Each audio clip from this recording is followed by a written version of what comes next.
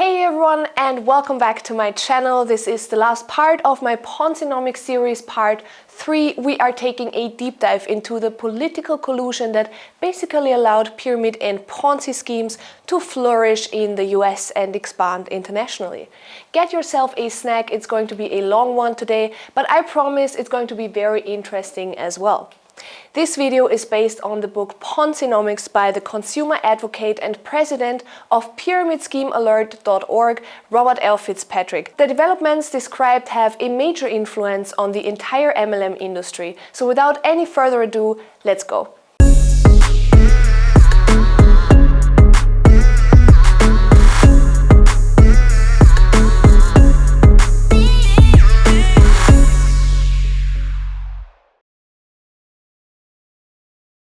In 1979, there was an allegation brought to the Federal Trade Commission, for short FTC, that the company Amway operates as an illegal endless chain. It was not unlike MLM enthusiasts will tell you, a federal court or Supreme Court decision, but in reality was ruled by the administrative law judge, for short ALJ, James P. Timoney. He decided that Amway was not operating as an endless chain, but was a retail-based operation. Amway later disclosed that they had virtually no profitable retailing. The formal decision, which was written by Commissioner Robert Pitofsky, was accepted by the FTC with no appeal. Amway was allowed to make their own rules, to make sure that their revenue is based on retail selling and that their salespeople would be rewarded for sales rather than recruiting. It is important to note that they themselves were the ones enforcing them, or rather not enforcing them. Quote, Judge Timoney and then the FTC accepted Amway's claim that business was not based on rewarding recruiting, but on retailing, even though Amway increased payments to recruiters per transaction based on increased recruiting. End quote. As the MLM lobby was gaining more political clout, the two former Nutrilite recruiters and later Amway co-founders Rich DeVos and Jay Van Andel were placed into political office. DeVos served as the National Finance Chair of the Republican Party, and Van Andel became the chairman of the US Chamber of Commerce in the same year of the famous Amway decision. The multi-level marketing lobby, with its political connections and millions of loyal followers, reached a point where they had a level of power comparable to, quote, Big Tobacco, Big Pharma, the military-industrial complex, Wall Street, and Hollywood, quote end. During the Reagan administration, starting in 1980, the H.W. Bush administration, as well as the first term of the Clinton administration, virtually no pyramid schemes were prosecuted. MLMs at the time were thriving and expanding. Alternative facts gained more importance over hard facts and scientific studies, which were also tampered with. Assistant Attorney General of Wisconsin Bruce Craig filed charges against Amway in 1982 after a massive recruiting strike in the state. As he was undergoing the investigation, he found that Amway's self-imposed rules were irrelevant and ineffective, and that their bonus system had the characteristics of an endless chain, and only the top 1% made a profit through recruiting and not retailing. He strategically prosecuted them on false income claims, since he knew that the company's operations were well protected at this point. Their data showed that market saturation was already in place. After 4 years, Amway was fined with $100,000 and ordered to disclose their income data to new recruits, which they did with the following document, quote, Amway's version was a document called Sales Aid, known as SA4400. The document disclosed that retail-based direct selling accounted for only 18% of sales, and that most Amway distributors never even made one sale. Quote end. FitzPatrick compares that to, quote, posting a cryptic cancer warning on a beautifully illustrated cigarette ad. Quote end. Amway helped finance and support the election campaign of Ronald Reagan, who was elected president in 1980, and the Amway founders took office in the GOP and the US Chamber of Commerce. Donald Trump was a longtime MLM spokesperson and even had his own MLM company called the Trump Network. When he was elected president in 2016, he appointed Betsy DeVos, part of the founding family of Amway, as the US Secretary of Education. When she was appointed, she stated that, quote, her family may have contributed as much as $200 million to the Republican Party and Republican candidates, quote end. Long before that, in 1997, Betsy DeVos made it clear that MLM would play an important role in getting George W. Bush elected in 2000. She admitted that the money they donated to political campaigns was to buy influence, by stating, "We do expect something in return." Quote, her husband Dick DeVos donated over $48.8 million to 514 different candidates and causes over 21 years, quote end. The lobby was focused on getting Republican candidates elected. However, those patterns were not exclusive to Republican administrations. Quote, the commissioner who wrote the FTC's acceptance of Judge Timoney's pyramid scheme ruling in 1979, Robert Pitofsky, became FTC chair in 1995 under President Bill Clinton. He chose the director of Consumer Protection Bureau, Jody Bernstein, who later became a lobbyist for Amway, end quote. During the final years of the Clinton administration, only 18 cases were made, only 5 during the Obama term. In a video presentation in 1996, Bill Clinton talks about DSA statistics and calls direct selling the heart of the American dream, and that there needed to be more direct selling opportunities. In 2013, Bill Clinton allegedly received $700,000 to speak at an Amway event in Japan. His Secretary of State, Madeleine Albright, was later a business consultant and brand ambassador for the MLM Herbalife. Also, the current Vice President of the United States, Kamala Harris, has some MLM entanglements. When she was the Attorney General of the state California, she had married Douglas Emhoff, partner at the law firm Venable LLP. They represented Herbalife. Venable was one of the biggest contributors to her senatorial campaign. Quote, for Harris to enforce the injunction against Herbalife, one of her largest contributors and her very own husband's employer, could have been Herbalife's defense attorney. She refused to disclose if her office was investigating Herbalife. End quote.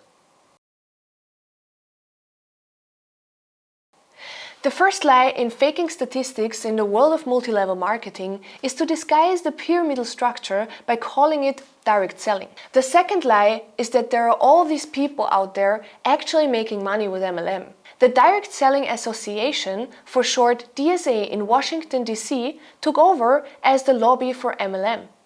The DSA published surveys that showed that people were making a median income of $2,400 per year. Median income meaning that half make more and half make less.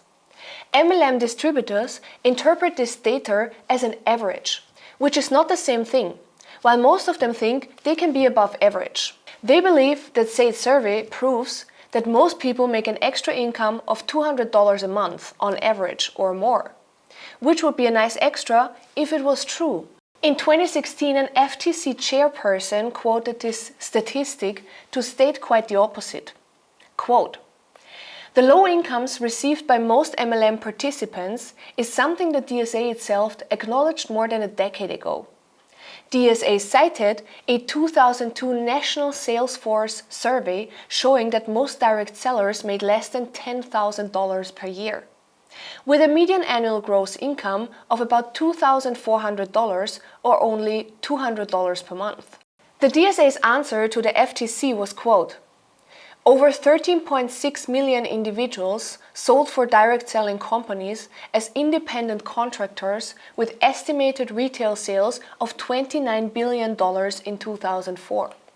59% of direct salespeople make less than $10,000 per year from direct selling, quote end. Which means that 41% should be making more than $10,000. Well, if 41%, which would be 5,576,000 salespeople, made above $10,000, they would earn a total of $55.7 billion per year, which is more than the entire industry's total sales.